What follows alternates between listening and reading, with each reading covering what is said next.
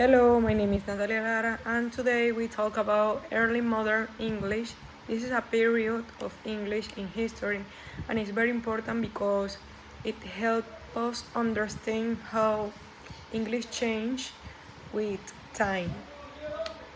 In this period, English started to look more like the English we use today, but it's not exactly the same because the language is still changing, still growing, and people are still experimenting with words, pronunciation, and expressions in their daily life. Early modern English happened between the 15th and 17th century. In this time, English becomes more organized and more stable than before. Before this period, people write very different depending on the region, and sometimes texts are very difficult to understand.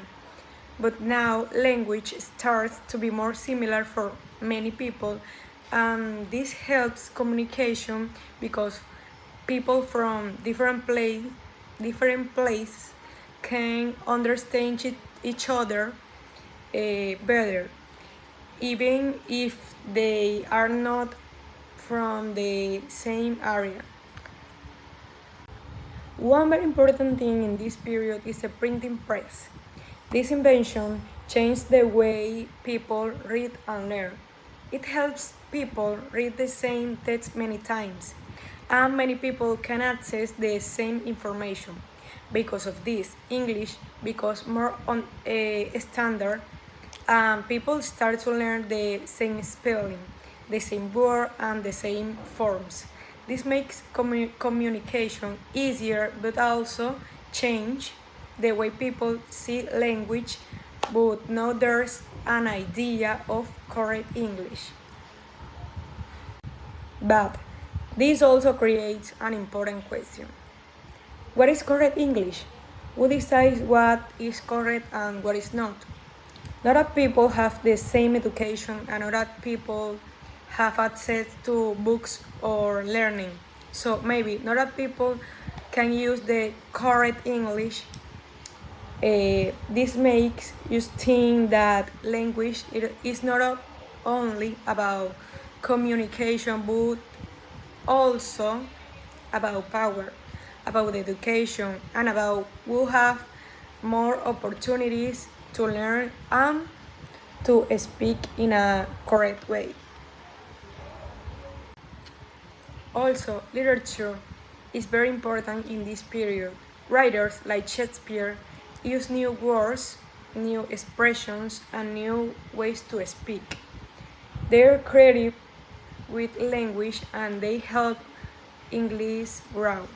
Some expressions we use today come from this time, for example, break the ice or wild goose chase, and many other phrases to people still use in conversation. Also, in all tests, we can see words like thou instead of you, and a tie instead of your.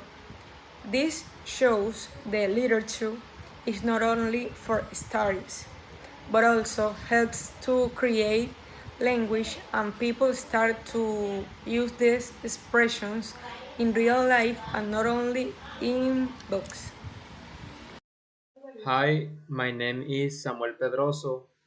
So, when we analyze this period more deeply, we can understand that language isn't something fixed or static. It's something that is dynamic, something that is constantly being shaped by the people who use it. So, in this sense, writers and speakers were not simply following linguistic rules, they were actively transforming them and sometimes even breaking them.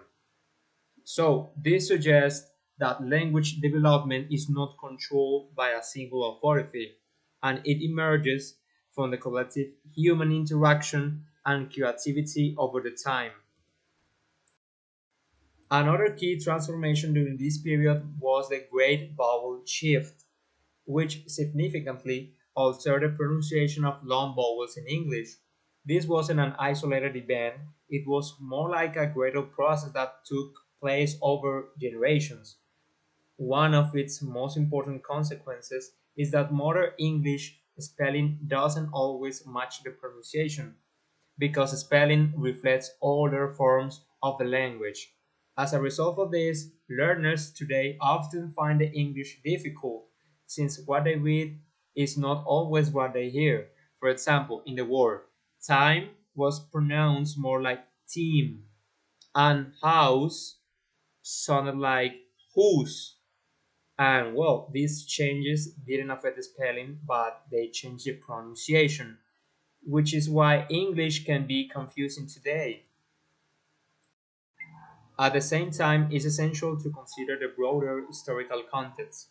Processes such as the trade, exploration, and early colonization expanded the content between English and other languages. Because of this, English began to incorporate the vocabulary for different cultures, which enriched the language but also made it more complex. For example, words like tobacco came from indigenous languages in America, and cargo comes from Spanish. So this demonstrates that English was never isolated. Instead, it evolved through continuous interaction with the world, adapting to new realities and influences. However, this evolution isn't completely neutral, and it's important to approach it from a critical perspective. The expansion of English is closely linked to power structures, especially during the colonization and later globalization. This raises an important question. While English facilitates global communication, does it also contribute to the displacement of other languages?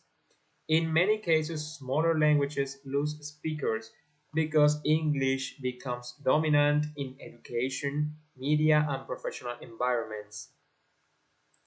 So we can say at the end that early modern English represents a crucial stage in the development of the language we use today. It allows us to see that language is always evolving, influenced by historical events, cultural exchange, technological innovations, and human creativity. More importantly, it invites us to reflect on the idea that we consider standard English is not natural or fixed, but the result of long processes shaped by social and historical conditions. So, our question for you is: do you think the global expansion of English is helping communication, or is it putting other languages at risk of disappearing?